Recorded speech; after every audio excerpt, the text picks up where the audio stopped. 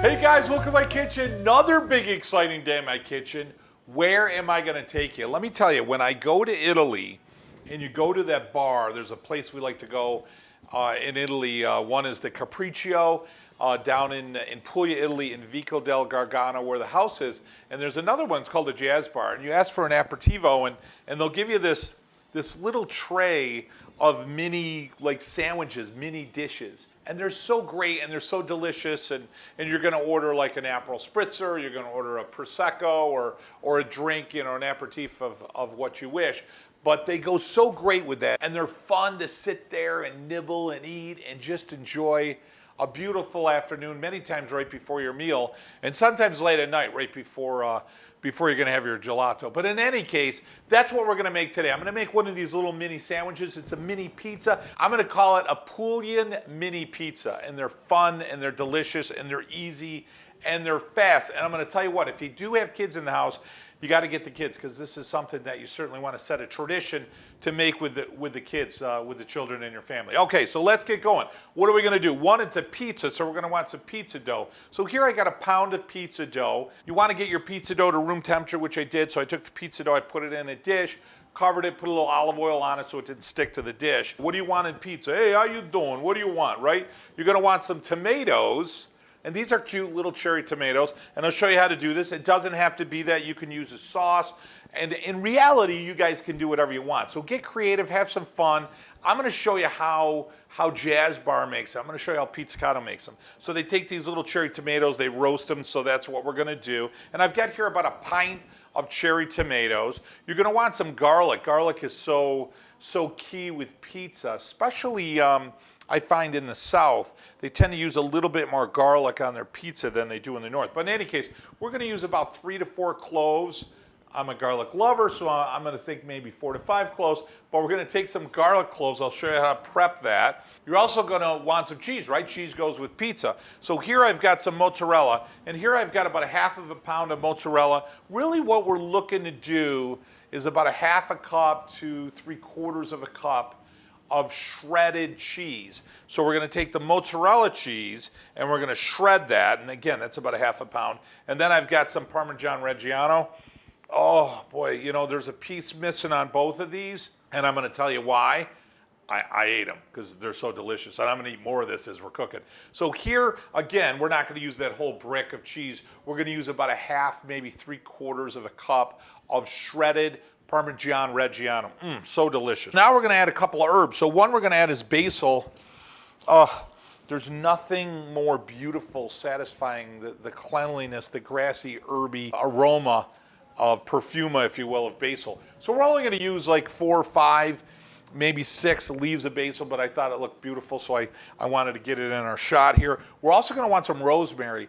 Why I love, if you guys think of focaccia bread, right? So you take that focaccia bread and you put your fingers in it with the olive oil and you put salt and rosemary on there. It's so delicious. So that's what we're gonna do. We're gonna use some rosemary here. And I've got here about 1/2 teaspoon of rosemary. Oh, that's so good. That's dried rosemary. So if you're gonna use fresh, you're gonna double it. You're gonna use at least a teaspoon or a little bit more.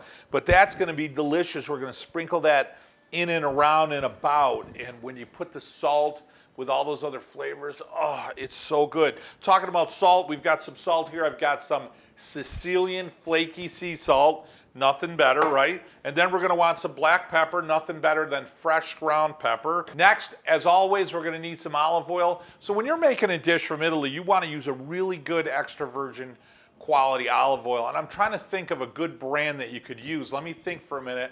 Oh, here comes my plug. Yeah, so guys, I own a farm in Italy. It's right above the heel.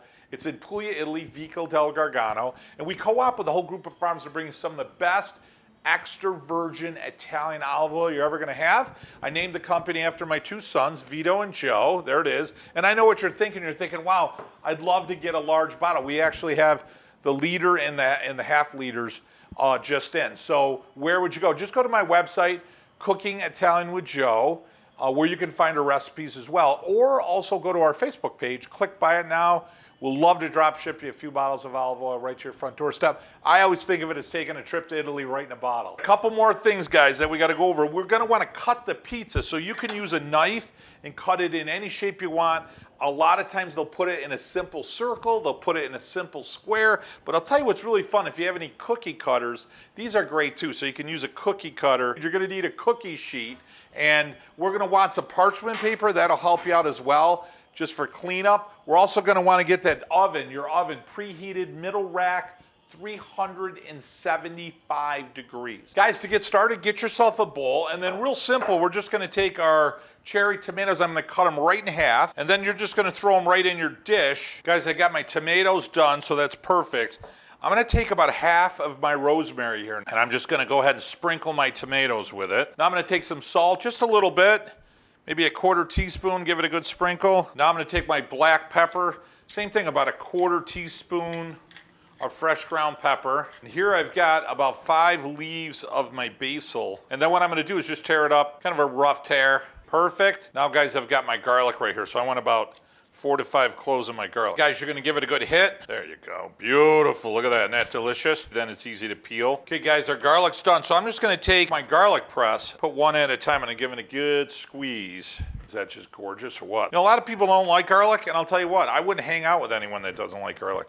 That's a test of friendship. It's also dating advice. Let's say, for example, you're in the kitchen cooking, right? And you're making this beautiful sauce, or mini pizzas from Puglia, Italy, right? Your hands are filled with that beautiful, delicious aroma of garlic. And you go out and your lady says, hey, does that smell like garlic? Or, ooh, your hands smell like garlic. Or, I don't like garlic. I'm telling you what, right now, cut her loose, scrape her off. It ain't gonna work out. Same is true for you ladies, you know what I mean? Come on, if you don't love the delicious flavor of garlic, why are we even together? Why are you in my house? Why are you in my car? All right, so what you want to do now, I'll stick to the cookie. What you want to do now here, guys, give it a good stir. Now I'm going to take some Vito and Joe's extra virgin. I'm sure you guys already got yourself a bottle. And I'm going to drizzle maybe 2 tablespoons right in there. Give it a really good stir. Take your cooking sheet, take a large piece of parchment. That's tough to say. And then put that right in there. And then what I'm going to do is I'm going to spread my tomato mixture right over the top. Just get it out of the bowl first. Guys, give it a good equal spread on your cookie sheet, because we want everything cooking equally. And right there, guys, that's good enough to eat right there. We're going to throw that in the oven, 375 degrees. Probably around 20 to 30 minutes. And we're looking to roast this. We want everything to be soft. We want all those flavors to marry. About 10 to 15 minutes in, I'm going to take a quick stir. Just take some flour, put it across your block, take your rolling pin, and then roll it out. Take your cutter, cut your piece.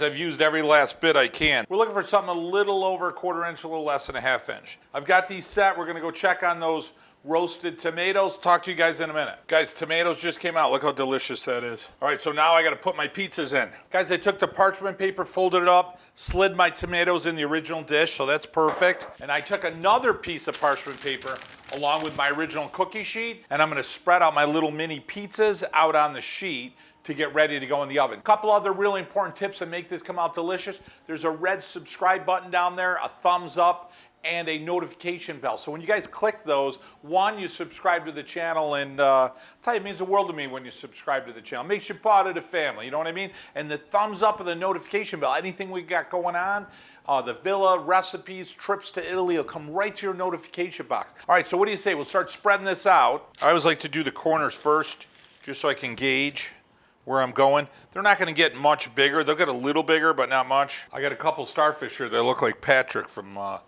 SpongeBob, so this one does for sure. These are set to go in, so I'm gonna put them in. I'm gonna put them in for about 15 minutes.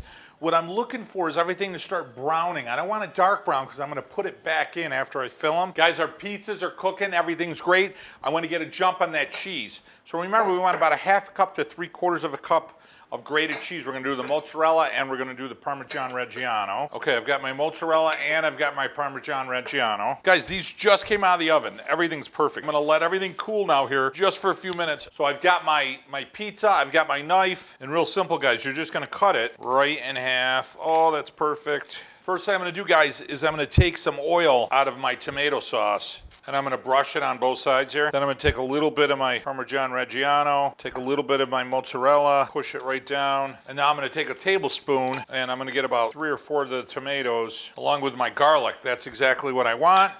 Now I'm gonna take the top of my pizza, I'm gonna put it right over the top. I wanna brush it with olive oil, and I'm gonna sprinkle it with a pinch of salt, and I'm gonna sprinkle it with a pinch of rosemary. Isn't that cute? Isn't that perfect? So that's one done, guys. The rest of them to do. Now we're gonna put this in the oven for about 10, no more than 15 minutes. We want the cheeses to melt, but remember, guys, just keep an eye on it. Bread's already been cooked a little. We don't wanna burn it. We're looking to crisp it up and make it delicious. Just to be safe, I'm gonna use my Puglian Mini Pizza burn protection unit. Favorite time, taste time. Boy, they came out great. The aroma in the kitchen is just absolutely delicious.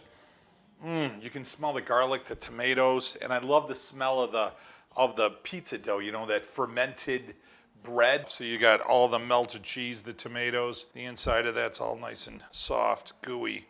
Oh, that's gonna be good. I love the saltiness and the rosemary that hits you right away. It gives me that flavor of the focaccia, which is great.